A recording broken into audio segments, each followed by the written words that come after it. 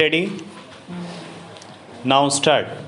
It is for me a great pleasure to associate myself with the formal opening of the Indian Institute of Technology at Kharagpur when I assumed charge of the Ministry of Education in 1947.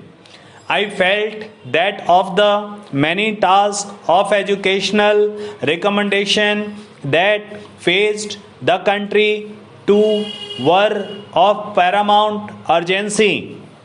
The first was the creation of a nationwide system of basic education for all children of school going age, and the second, the provision of facilities of the highest type of education in the technical field.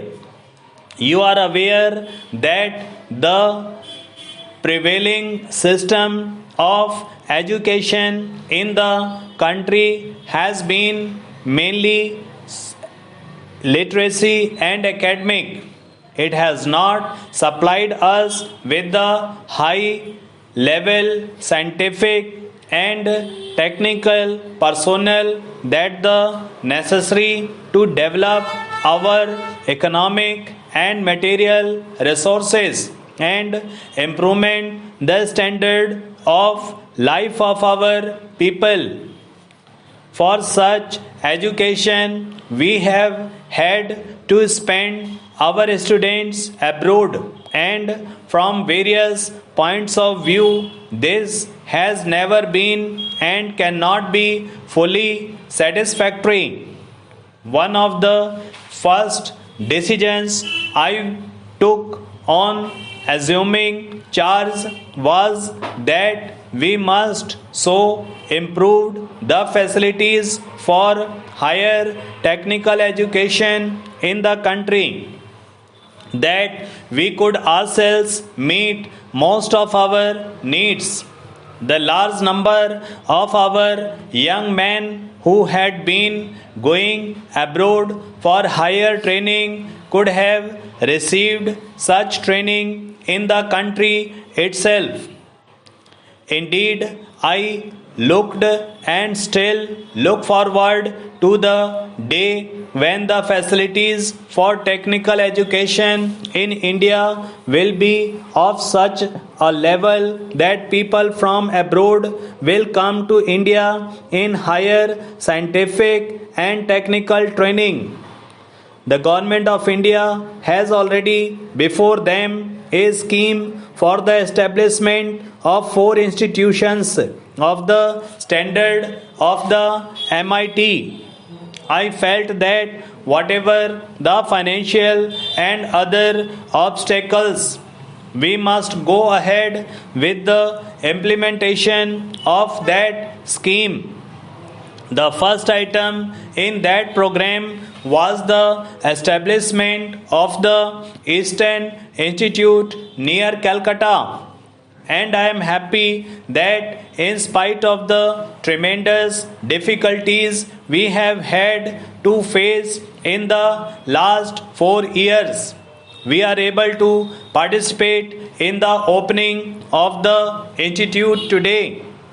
I would here like to place on record my deep appreciation of the generous help we have received from the government of West Bengal, who have given to the institute free of cost a magnificent plot of some 1200 acres and this building.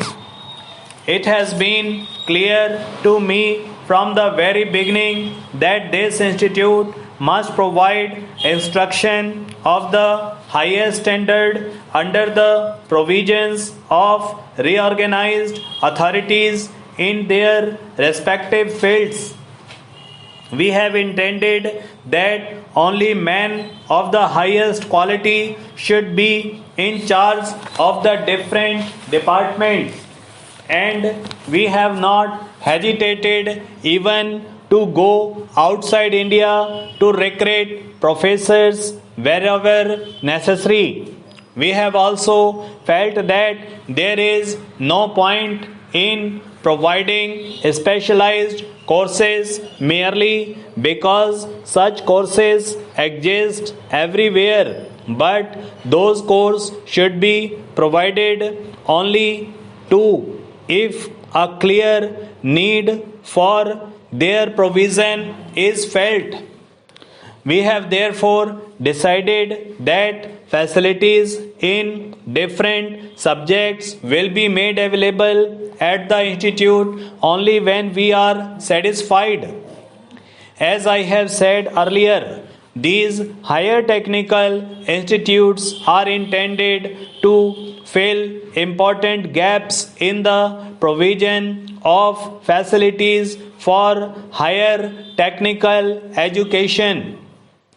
Pending the establishment of such institutions, we have sought to fill some of these gaps by improving the facilities available in the existing institutions on the recommendations of the All India Council for Technical Education.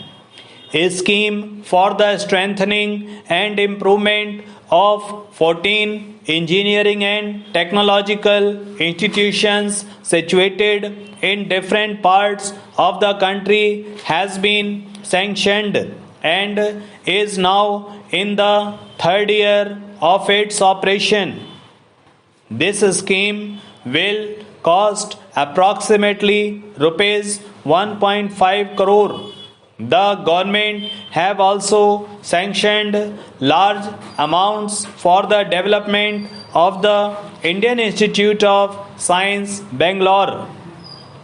Now that the Indian Institute of Technology has been established, fresh encouragement will be given to the improvement of technical education throughout the country. The institute will provide postgraduate and research facilities which can be utilized properly only if a sufficient number of graduates in engineering and technology of a sufficiently high quality are forthcoming to take advantage of the facilities offered. This aspect of the question is constantly in the minds, and I can assure you that the government will continue to take a deep interest in the all-round development of facilities of technical education throughout the country.